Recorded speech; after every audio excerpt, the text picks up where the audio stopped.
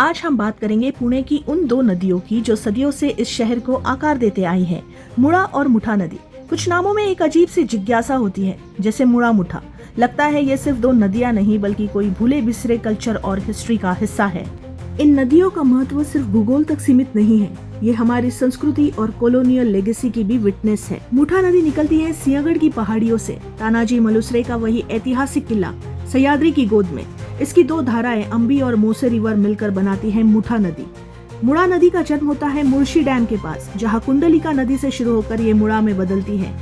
ये दोनों नदियां वेस्टर्न घाट से निकलकर पुणे की रगों में दौड़ती हैं, और जहां ये दोनों नदियां मिलती है उस क्षेत्र को कहते हैं संगमवाड़ी।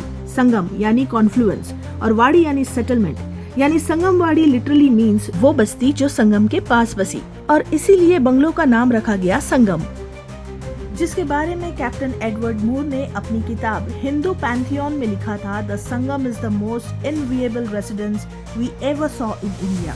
लेकिन अफसोस वो बंगला अब इतिहास है। पुराना संगम बंगलो तोड़ा गया और अब वहाँ नया स्ट्रक्चर खड़ा है।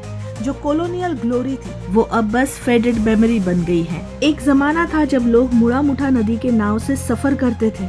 यात्रा, व्यापार, संचार सब इसी नदी के सहारे होता था। COEP बोट क्लब आज भी उस परंपरा को जिंदा रखे हुए है, जहां इंजीनियरिंग स्टूडेंट्स रोविंग करते हैं। और इसी नदी के किनारे भारत का तीसरा सबसे पुराना कॉलेज ऑफ इंजीनियरिंग पुणे 1854 में एस्टैब्लिश हुआ था। मुड़ा मुठा रिवर बड़ा ही लंबा सफर तय करती है। जब ये दोनों नदियां मिलती हैं बनती है मुड़ा मुठा रिवर, जो आगे जाकर मिलती है भीमा नदी से। भीमा नदी महाराष्ट्र से निकलकर बहती है, फिर मिलती है कर्नाटका की कृष्णा रिवर से।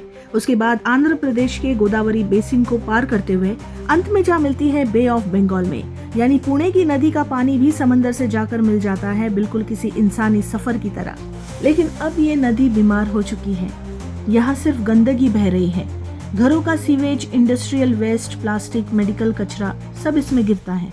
इतनी पवित्र और हिस्टोरिकल नदी को साफ करना तो दूर, अब लोग इसकी तरफ देखना भी पसंद नहीं करते। सरकारें सिर्फ कागजों पर प्लान बनाती हैं, हकीकत में पोल्यूशन को निग्लेक्ट किया जाता है।